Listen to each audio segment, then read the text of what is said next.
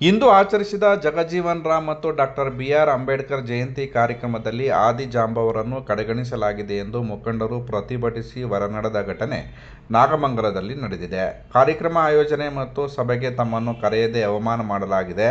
ಸರ್ಕಾರ ಜಯಂತಿಗೆ 50,000 ರೂಪಾಯಿ ಬಿಡುಗಡೆ ಮಾಡಿದ್ದರೂ ಸಹ ಸಮಾಜ ಕಲ್ಯಾಣ ಇಲಾಖೆ ಎರಡನ್ನೂ ಒಟ್ಟಿಗೆ ಮಾಡಿದ್ದರೂ ಸಹ ಮುಖಂಡರ ಅರಿವಿಗೆ ತಂದಿಲ್ಲವೆಂದು ಆಪಾದಿಸಿ ಕಾರ್ಯಕ್ರಮವನ್ನು ಬಹಿಷ್ಕರಿಸಿದರು. ಆದಿಜಾಂಬವ ತಾಲೂಕು ಅಧ್ಯಕ್ಷ ನಾಗರಾಜು, ರಾಜ್ಯ ಸಂಘಟನಾ ಕಾರ್ಯದರ್ಶಿ ಹನುಮಂತು, ಗುತ್ತಿಗೆದಾರರ ನೌಕರರ ಸಂಘದ SC/ST ವಿಭಾಗದ ಅಗ್ರಹಾರ ಸ್ವಾಮಿ, ಮುಖಂಡ ಬೆಂಡಿಗೆನವಿಲೆ ಮೂರ್ತಿ ಸೇರಿದಂತೆ ಹಲವರು ಉಪಸ್ಥಿತರಿದ್ದರು. ಡಿಸ್ಟಿಕ್ಕು ನಾಗಮಂಗಲ ತಾಲೂಕು ಏನಿವತ್ತು ತಾಲೂಕು ಆಡಳಿತ ಬಾಬು ಜಗಜೀವನ್ ರಾಮ್ ಜಯಂತಿ ಹಾಗೂ ಅಂಬೇಡ್ಕರ್ ಜಯಂತಿನ ಇವತ್ತಿನ ಆಚರಣೆ ಮಾಡ್ತಾರೆ ನಾಗಮಂಗಲ ತಾಲೂಕು ಆಡಳಿತ. ಅದರಲ್ಲೂ ಏನು ನಮ್ಮ ಜಗಜೀವನ್ ರಾಮ್ ಜಯಂತಿ ಏಪ್ರಿಲ್ 5ಕ್ಕೆ ಮಾಡಬೇಕಾಯಿತು ತಾಲೂಕು ಆಡಳಿತ, ಅದನ್ನು ಅವರು ಜೊತೆಲೇ ಮಾಡಬೇಕು ಅಂತ ಏಪ್ರಿಲ್ 14ಕ್ಕೆ ಆಯೋಜನೆ ಮಾಡಿದ್ರು. ಆದರೆ ಏನಿವತ್ತು ನಮ್ಮ ಮಾದಿಗ ಸಮುದಾಯವನ್ನು ಕಡೆಗಣಿಸಿ ಯಾವುದೇ ಮುಖಂಡರುಗಳನ್ನ ಸಭೆಗೆ ಆಹ್ವಾನಿಸದೆ ನಮ್ಮನ್ನ ಇದರ ಬೇಜವಾಬ್ದಾರಿಯಿಂದ ಈ ಒಂದು ತಾಲೂಕು ಆಡಳಿತ ಜಯಂತಿನ ಆಚರಣೆ ಮಾಡ್ತದೆ. ಮುಂದೊಂದು ದಿನ ಈ ಥರ ಆಗ್ಬರ್ತದೆ ಅಂತ ನಮ್ಮ ಒಂದು ಎಚ್ಚರಿಕೆ ಗಂಟೆನ ತಾಲೂಕು ಆಡಳಿತಕ್ಕೆ ಕೊಡ್ತಾ ಇದ್ದೀವಿ. ಸಮಾಜ ಕಲ್ಯಾಣ ಇಲಾಖೆ ಜಿಲ್ಲಾ ಸಮಾಜ ಕಲ್ಯಾಣಾಧಿಕಾರಿ ಗಮನ ಹರಿಸಿ ತುರ್ತಾಗಿ ಸಭೆ ಕರೆದು ನೆಕ್ಸ್ಟ್ ಒಂದು ಜಯಂತಿನ ಆಯೋಜನೆ ಮಾಡಿ ಮೀಟಿಂಗ್ ಸಭೆ ಕರೆದು ಇದನ್ನು ಆಯೋಜಿಸಬೇಕು.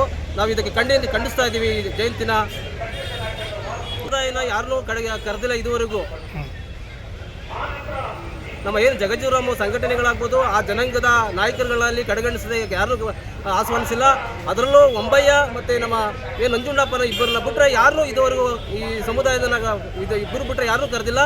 ಆದ್ದರಿಂದ ತಾಲೂಕು ಆಡಳಿತ ಎಚ್ಚರಿಕೆಗೊಂಡು ಇದರ ಜಿಲ್ಲಾಡಳಿತಕ್ಕೆ ಗಮನಕ್ಕೆ ತಂದು ಇದನ್ನು ಮುಂದೊಂದು ದಿನ ಈ ಥರ ಆಗಬಾರ್ದು ಅನ್ನೋದನ್ನು ಸರಿಪಡಿಸಬೇಕು ಅನ್ನೋ ತಮ್ಮಲ್ಲಿ ಒಂದು ಮನವಿ. ಬಹಿಷ್ಕಾರ ಆಗೋದಿಲ್ಲ, ನಮ್ಮ ಪತ್ರಗಳ ಮೂಲಕ ನೋಟಿಸ್ತೀವಿ, ಸಭೆ ಸಾಮಾನ್ಯವಾಗಿ ಕೊಟ್ಟಿರ್ತಾರೆ.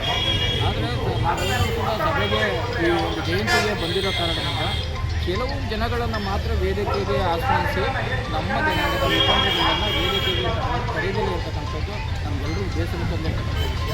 ಆದ್ದರಿಂದ ಬರೀ ನೋಟಿಸ್ ಕೊಟ್ಬಿಟ್ಟು ಕಾಟಾಚಾರ ಮಾಡೋ ಬಗ್ಗೆ ನಮ್ಮ ಮುಖಂಡರುಗಳು ಕೂಡ ಇದರ ಅರಿವಿನ ವೇದಿಕೆಯಲ್ಲಿ ನಮಗೋಸ್ಕರ ಒಂದು ಸಂತೋಷದ ಅಂಶವಾಗಿತ್ತು. ಅದರಿಂದ ಕಾಯ್ದುಕೊಂಡಿದ್ದರಿಂದ ಮುಂದೊಂದಿನ ಈ ಥರ ಆಗಬಾರ್ದು ಅಂತ ಹೇಳಿ ಮುನ್ನೆಚ್ಚರಿಕೆಯಾಗಿ ಅಧಿಕಾರಿಗಳ ಗಮನ ತರ್ತಾ ಇದ್ದಾರೆ. ಬಿಟ್ಟು ಬೇರೆ ಏನು ಉದ್ದೇಶ ಇಲ್ಲ.